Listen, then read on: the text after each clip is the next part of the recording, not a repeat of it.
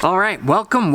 If you're new to the channel, my name is Elliott with Rickety Ski Reviews, and today we're going to be talking about the top 10 ski resorts on the East Coast. Yesterday we talked about the West. We're not going to forget about our friends on the East. We're going to talk about the top 10 ski areas to ski at. Now, I have a little bit more experience on the East Coast. I have skied more total on the West Coast, but as far as the East Coast goes, I grew up and I raced in that area, so I got a chance to ski at a lot of different resorts.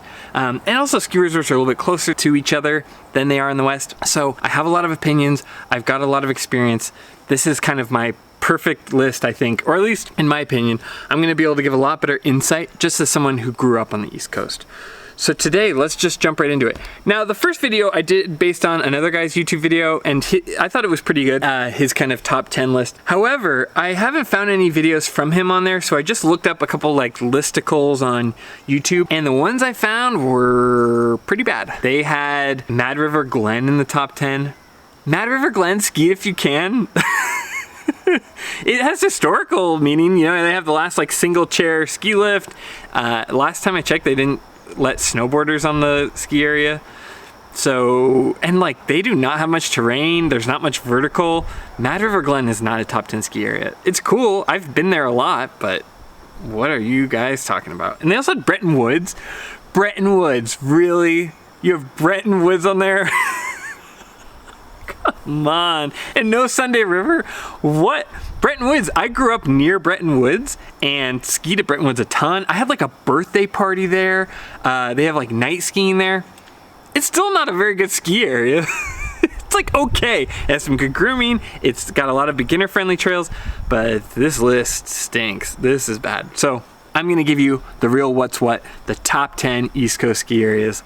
Let's go. And you know, kind of like yesterday, because I don't really care what order, it might be anticlimactic, but I'm gonna go 1 through 10. I'm gonna start with number 1. And that way you can kind of see what I think's the best and we'll work our way down from there. So let's jump into it. And like I said before, I grew up on the East Coast, I raced on the East Coast, which also meant like I did open circuit races in the New Hampshire USSA races. I raced in high school all through the Vermont circuit. I did racing as a junior racer all through Vermont. So I've skied a lot of different ski areas in Vermont and New Hampshire. So I feel like I'm gonna be able to give you a pretty good list, actually, just because I grew up in Vermont, I've skied a lot of the different ski areas. Obviously, it's gonna get spicy, people are gonna disagree, but that's what makes it a good list, so let's jump into it. So it should come as no surprise from some of my Ski Essentials React videos, but number 1, the best ski area on the East Coast, and I didn't include Canada, you know, because I don't really ski there, okay? I know, I've heard it's good, but don't have any input. But number 1 on the list goes to Stow Mountain. Stowe is easily the best. It's just got the best facilities, the best terrain, the best, like some of the best vertical, they get the best snow, best grooming, everything is really good at Stowe. I hate to admit it because it's kind of like a snobby area, and I don't know, I don't really like that level of snobbery, but on the same hand, you gotta admit when something's the best. Stow Mountain is really good. The village is really good, the skiing is good. It's got just like a ton of different terrain, especially for the East Coast. Stowe gets good snow. I gotta hand it, as much as like I kind of have always had, at least as a teenager, I don't know, just this petty dislike for Stowe because it's so snooty. Anytime I've skied there, it's been great skiing. You could explore so much of the mountain. You can't access Smuggler's Notch, although they're different mountains. I gotta admit, Stowe, Vermont is the best ski area in the East Coast. Hands down. It's a great place to visit if you're from out of town.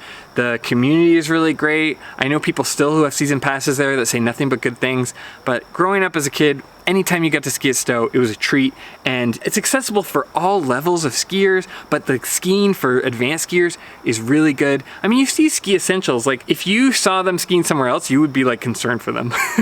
But Stowe, if you're gonna be in Vermont, you're gonna be in the East Coast, ski at Stowe. That's where it's at. Number 1. So as we get down the list, this is where it starts to get a little bit spicier. Number 2, I'm going to give to Sunday River in Maine. Sunday River has some of the best skiing. Now, I mostly skied there as a kid because they had a free day on May 1st, just because it was cheap, I don't know. But I've skied there several other times, like for multiple days, and Sunday River has great snow. They have a ton of different terrain. They stay open later into the year. Sunday River is kind of, I think it doesn't get as much recognition as it should. Sunday River in Maine has to be number 2. It has such good skiing. They get like really soft snow later in the year, and it's really fun. The facilities are all top notch. I gotta say, number 2 easily goes to Sunday River, and you almost never hear about Sunday River on these lists. And none of the lists I saw even had Sunday River in the top 10. But if you get a chance to go ski Sunday River for a couple days, you won't be disappointed. Sunday River is really good. All right, and number 3. This is getting spicier, as I said. Number 3 is Loon, New Hampshire. Loon, New Hampshire is such an understated mountain. When I did ski racing circuits, I skied a lot at Loon because Loon had an open LaFoley series that anyone could do. So I skied a lot at Loon, and I never got sick of it. There's always something new to find. There's a ton of different terrain on that mountain. You can, like I said, you can take the train from one part of the mountain to the other. The facilities are all really good. They have high-speed quads. I can't say enough good things about Loon. You could spend like 3-4 days there and keep finding fun parts of it to ski. You know, with the East Coast, there's kind of a different criteria. It's a little different than the West with snow quality and everything, but they have great snowmaking, great grooming. They really do a good job with what they have, but man, it is just, that's a full resort, and there's so many things to kind of explore while you're there. Loon, very underrated. I know Bob's a big fan of Loon, so Ski Essentials, if you're watching, Bob, I'm giving Loon its due, but yeah, number 3 goes to Loon. Now the next like 3 are gonna be things that I didn't see on any single list. So this is someone who is a local, who is familiar. I am trying not to keep my bias in it. And this is a good example of how I'm keeping my bias out of it, because I haven't even put my home mountain on this list yet. But I'm gonna say number 4 has to go to Bromley Mountain. Now Bromley, if I remember correctly, Bromley is the only south-facing mountain in the state of Vermont. So it gets a ton of sun, which out there, it's like everything's kind of frozen over and icy. Bromley Mountain is south facing, so it'll be really warm, and that makes for really good skiing because the snow will finally soften up. It's not like the West Coast where it gets sloppy. East Coast, you actually want the snow to soften up a little bit, and Bromley is just amazing. We skied against Burn Burton in high school, and we would go there. Bromley Mountain is really nice. It's very kind of unappreciated. It's not near the major areas of tourism, but if you get a chance to go ski at Bromley Mountain, it will not disappoint. It's a very, very nice ski hill. All right, and number 5. This is probably biased. You know, let's just call it how we see it. Number 5 is Burke Mountain. And here's why. They're able to have really long seasons because it's so far north. Burke is where I grew up skiing. It's the home of Burke Mountain Academy, and a lot of that is because they can get more days on snow because they're so far north. But Burke Mountain is very, very slept on. I know it's become more popular with the mountain biking, and they had some kind of issues with their finances and whatnot. You don't need to get into that. The skiing is fantastic. You've got Big Dipper, which is on the left side if you're facing it, and that's a full Super G run. I mean, you can make big turns on that. That's where they have NORAM Super G runs. Then you have East Bull, which is kind of in the woods more, but still fun and accessible for everyone. Then you have Willoughby, which has just an open view of the Willoughby Gap, which is a lake. It's beautiful, it's scenic. It gets skied off really early, so if you're gonna go there first and then kind of wander around. It's got Powderhorn, it's got the toll road for people. It has so much available for every different skier type, and you will always be challenged. Even if you're an expert skier, you can always find new and challenging things.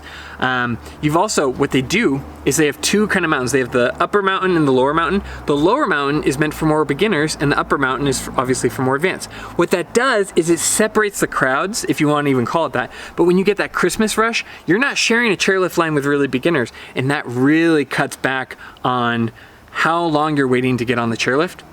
So for that alone, that like makes it so you almost never have a lift line if you're an advanced skier, and you're constantly getting good runs. Snow will stay there for a long time because there's just not that many people. Seriously, if you get a chance to go ski in Burke, it's amazing. It doesn't have the vertical that Stowe has. It doesn't have some of the, you know, I don't know, just the variety that Loon Mountain has. But if you get a chance, Burke is great. And also in the fall and in the summer, great mountain biking. You have the Kingdom Trails there. Burke is kind of a hidden gem. It's been hidden for a long time. I don't know if it'll ever be found, but Burke Mountain, again, I'm biased because I grew up there and I have a lot of love for that mountain, but it's really, really nice.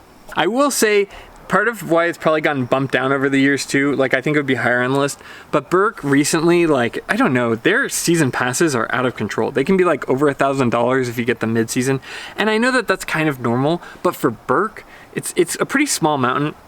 They also did some things like they put in high-speed quads that kind of just cut open the middle of the mountain and kind of messed with some of the lines. I don't know, maybe I'm just an old man, but I found it to be a little weird. But overall, Burke Mountain is still a great mountain to ski at. All right, next on the list, number 6 is Attitash in New Hampshire. Attitash is a very some of the pitches they have are really steep. They also have really good backside access. In the East Coast versus the West Coast, the East Coast has what's called glades, where you have like trees that are really close together. And Attitash has some really good glade skiing if you can go find it. Really, I like Attitash. It doesn't do as good of a job as some of the other mountains where, you know, again, the variety can be a little bit lacking, but it gets cold and it gets lots of snow, and it has some really great groomer runs. I did a lot of different races there, so if you're looking for someone who's gonna stay on trail and you really just wanna have firm snow and be able to go fast if you want to, Attitash is worth checking out. And number 7 on the list is Jay Peak. Now Jay was on this other person's list, but it was like number 10.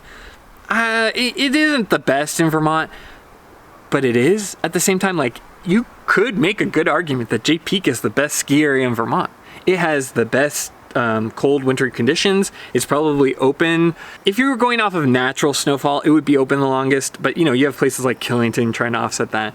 But Jay Peak, it stays cold. They have great spring skiing. They have this giant tram that brings you from the bottom all the way to the top. You have really great facilities. They have a whole new hotel center. Jay Peak is probably the best snow and the most technical ski area. But here's why it doesn't make it to the number 1.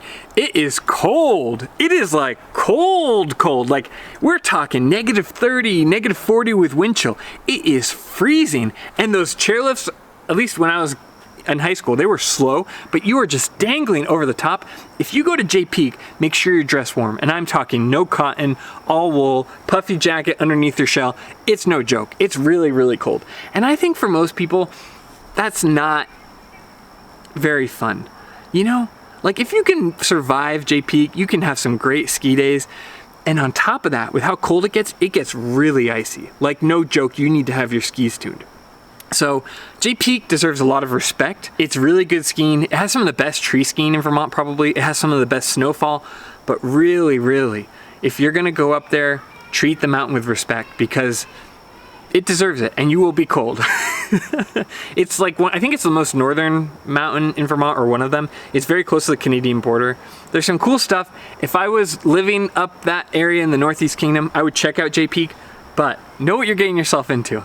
All right, number 8 on the list is Killington, Vermont. Now Killington, you gotta give it credit where it's due. That mountain has changed so much ever since they brought the World Cup back to it. They've really put an emphasis on building out the mountain, building out the amenities. I know they've opened up a lot of trails. Killington is probably one of the most improved Vermont ski areas in the last 10 years. That all being said, I do think Killington in some aspects is just kind of catered towards tourism, especially the lower area is more dedicated for beginners, but you can find really good terrain on Killington. So it's kind of a mixed bag where I think it's really good, and if it was just, you know, kind of less busy, it would probably be higher on the list. But I think Killington just gets so busy because they've kind of made this niche for themselves where they're like, we're gonna be the first open and the last one closed. And they put a ton of money into that. But then what you get is everybody goes, well, I wanna have my first day in snow right now. I don't wanna wait. And then suddenly you have these big lines. I don't know if it would be my first choice. If there was like a World Cup race and I wanted to kind of go experience that, Killington's great. I would definitely buy a ski ticket for it because it's worth skiing. But it would be higher on the list if it just didn't get so dang crowded and it wasn't kind of pandering more to people who are on vacation rather than kind of the dedicated skiers.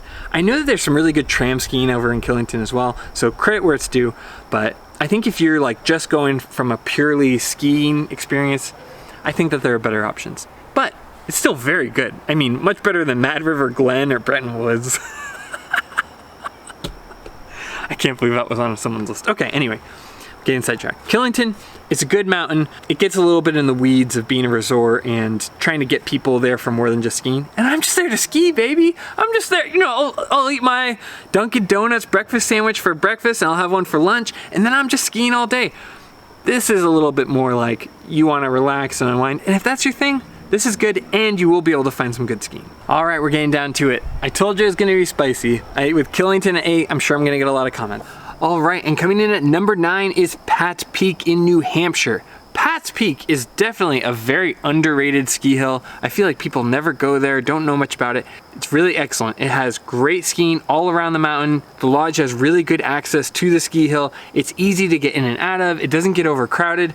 Excellent, excellent skiing. It doesn't have a ton of vertical, but the vertical it does have, it really makes the most of it. I mean, you've got runs that kind of stretch all the way around so that those kind of runs can be more gradual and intermediate for more beginner skiers. You've got stuff in the woods, you've got the main faces where they've got the race center.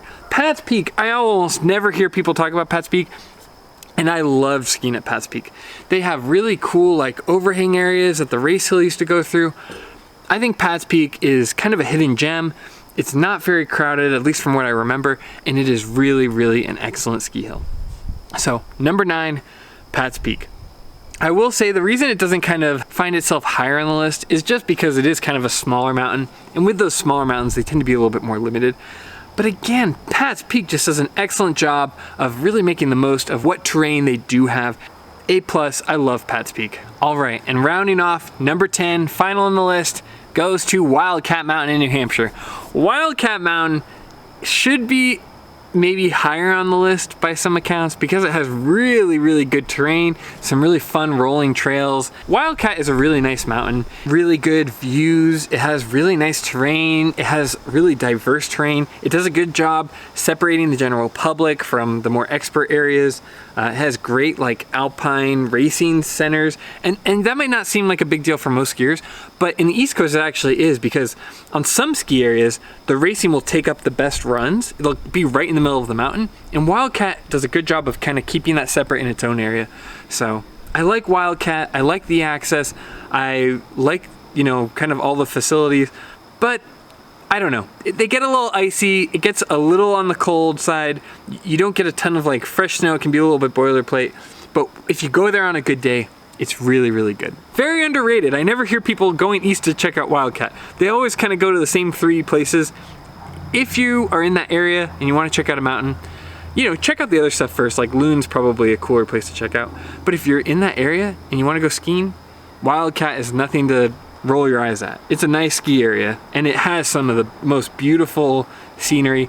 The way I think of it is it's like a better version of Cannon. Like Cannon Mountain has some beautiful views, but they have like straight down terrain. And I don't know, I don't think that's that fun to ski even for an expert, and especially if you're not an expert, I wouldn't go anywhere near Cannon. But anyway, we're talking about Wildcat. Wildcat's a nice ski area, and it's number 10 on my list. So anyway, that's my top 10. I can say a few ski areas that I'm sure I'm gonna get comments about. I didn't have Smuggler's Notch on my top. I don't like Smuggler's Notch very much. They have that slow double, or at least they used to. The terrain is not that good. Maybe it would be better on its own if you weren't comparing it to Stowe, but I don't like Smuggler's Notch that much. It gets big crowds because you have people coming in from Burlington. It doesn't have a lot of terrain to ski on. It gets skied off really fast. If you're training, you have that J-bar, T-bar thing that only goes halfway up. So a lot of the racers, when they do the big GS courses, they have to ride the chair, so they get mixed with the general public, and then you get these long, long lines. I don't know. I don't think I could name more than like 1 or 2 days that I've ever had really good days at Smuggler's Notch. It is right next to Stowe. You're right there. I think Stowe's a much better mountain, and Smuggler's Notch, I think it's overrated. I've never been that thrilled to be skiing there. Bolton should probably get like honorable mention because they have some really good night skiing. It's very family friendly, but if you're an expert, it's not something I would go out of my way to check out. Same goes for like Cochrane ski area. Same goes for like Whaleback Mountain in New Hampshire, if that's still even open. There's a lot of places that have their own kind of niches that they serve and they do well. Same for Bretton Woods. Bretton Woods is like a great place to take your kids skiing, but it's not for an overall like expert skier. Your overall experience, not that great. Oh, and like another honorable mention would be Tuckerman's Ravine. Tuckerman's Ravine on Mount Washington. That is really cool. If you're like an expert and you're gonna hike and do backcountry and you wanna go up and do those big, what do they call them? The chutes? That is cool. That is really cool. I did that when I was a teenager and it was awesome, but it's not something that is really a ski area. It's more of like an area you hike to. I don't know, it's on the fringes. It doesn't really count as what I would call like a ski area or a ski resort. So, but you know, I want to mention them because it is cool. It's also, Mount Washington is like one of the most dangerous places to hike. People go up there with their sledding tubes and their flip-flops, and then they get up to the top and the weather changes so rapidly that it can be like freezing conditions, and then they're stuck in their t-shirts and their, you know, Tommy Bahama flip-flops. And you know, a lot of people die up there. So if you are looking at Mount Washington, take the proper precautions. It's no joke. But anyway, that concludes my top 10 ski areas on the East Coast. Let me know what you think. What does your top 10 look like? What did I miss? What would you add? I love this kind of stuff. I love hearing what people think. Obviously, everyone's gonna be biased with their home mountain, and I tried to kind of take that into account when I put Burke on the list. But let me know. I really wanna know what everyone else thinks. And more than anything, thank you for watching. I really appreciate you taking the time to watch my content. If I can ask you to like and subscribe, that helps my channel a lot, but it also helps you make sure you're getting content kind of fed to you directly. So you can kind of see everything in the right order. So you're not seeing this video before the West Coast video, right? You can kind of get it as it comes out. But more than anything, like I said, thank you for watching. I really appreciate it. Everyone's really nice and supportive in the comments. Thank you guys so much. And as always, I'll see you in the next one. See ya.